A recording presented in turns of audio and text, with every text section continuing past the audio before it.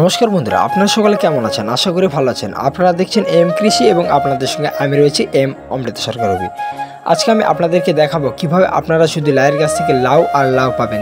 লক্ষ্য করলে দেখতে পাবেন যে এখানে কত সুন্দরভাবে লাউগুলো ঝুলে রয়েছে। তো আপনারাও এখন থেকে চাইলে এরকম করে প্রচুর পরিমাণে লাউ পেতে পারেন। তাই ভিডিওটি নাচানাচানি করে পুরোপুরি দেখতে থাকুন। আশা করি নতুন কিছু শিখতে পারবেন এবং আমাদের চ্যানেলে নতুন দর্শক হয়ে থাকলে অবশ্যই চ্যানেলটিকে সাবস্ক্রাইব করুন এবং ভিডিওটি ভালো লাগলে অবশ্যই লাইক দিন এবং পাশে থাকা বেল বাটনটি অন করে দিন।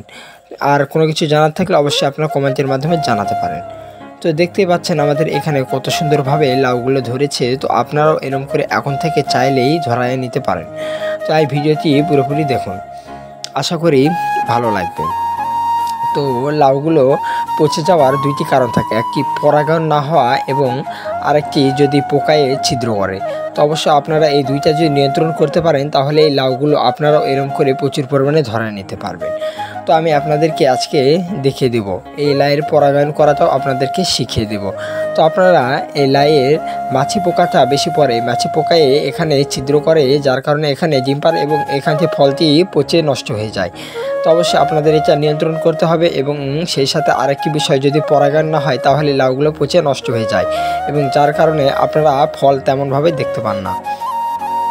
তাই আপনারা পরাগায়ন করবেন এবং সেই সাথে মাছি পোকাটি দমন করবেন, মাছি পোকা বা হপারটি দমন করবেন। তো এই জন্য আপনারা মাছি পোকার জন্য যে ওষুধগুলো পাওয়া যায় সেই কীটনাশকগুলো ব্যবহার করতে পারেন এবং সেই সাথে আপনারা যদি ইচ্ছা করেন তাহলে ফেরোমন ফাঁদও ব্যবহার করতে পারেন। তো আমি এখন বিকালবেলা চলে এসেছি, এখন আপনাদেরকে পরাগায়ন করাটা ভালো করে দেখিয়ে দেব। তো এগুলো দেখতে পাচ্ছেন, এগুলো পুরুষ ফুল এবং এটি হলো মহিলা ফুল বা ফিমেল।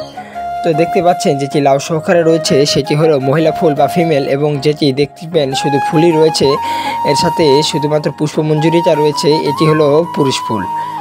আপনারা লক্ষ্য করলে ভালো করে দেখলে বুঝতে পারবেন। তো আপনারা প্রথমে পুরুষ ফুলটি ছিঁড়ে নেবেন, তারপরে আপনারা হাত দিয়ে অথবা বেলেট দিয়ে ভালো করে হালকাভাবে কেটে নেবেন এবং ভিতরকার পরাগরেণুটি আপনারা বের করে নেবেন। নেওয়ার পর যেই ফিমেল ফুল বা মহিলা ফুলের যে গর্ভমঞ্জু রয়েছে সেটিতে একটি আঠালো আঠা রয়েছে, যা এটি খুব সুন্দরভাবে লেগে যাবে। এখানে এই পাউডারটি, পুরুষ ফুলের পাউডারটি এখানে দেওয়া মাত্র ভরে যাবে। তো আপনারাও আমি যেইভাবে দেখিয়ে দিচ্ছি আপনারাও ঠিক একইভাবে করে নেবেন। পরাগায়ন করাটা খুব সহজ। এইভাবে পরাগায়ন করলে যে আপনাদের ফলটি যদি মাছি পোকায় যদি না ছিদ্র করে তাহলে অবশ্যই হয়ে যাবে। পরাগায়নটি যেহেতু সম্পন্ন হয়ে গেল এবং যে মাছি পোকা আপনারা যদি নিয়ন্ত্রণ করতে পারে তাহলে আপনাদের এই লাউগুলো একইভাবে টিকে যাবে। তো আপনারাও আমি যেভাবে দেখিয়ে দিলাম এভাবে পরাগায়ন করে নেবেন এবং মাছি পোকাটি দমন করবেন। মাছি পোকা দমনের জন্য আপনারা ফেরোমন ফাঁদ অথবা ফানিসাইড ব্যবহার করতে পারেন। তো আপনাদেরও যদি লাউয়ের গাছ থাকে এবং লাউগুলো যদি পচে যায়, নষ্ট হয়ে যায়, যদি না ঠিকাতে পারেন তাহলে অবশ্যই এই কাজগুলো করুন, আশা করি টিকে যাবে। তো আমি যেগুলোতে পরাগায়ন করেছিলাম দেখতে পাচ্ছেন এগুলো কত সুন্দরভাবে হয়েছে, মাত্র 4 থেকে 5 দিনের মধ্যে কত সুন্দর হয়ে গিয়েছে।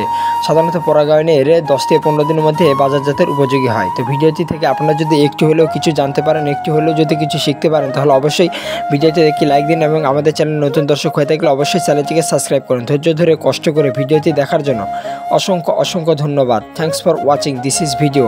পরবর্তী এরকম নিত্য নতুন ভিডিও পেতে অবশ্যই আমাদের চ্যানেলটিকে সাবস্ক্রাইব করে রাখুন। তো thanks for watching this is video.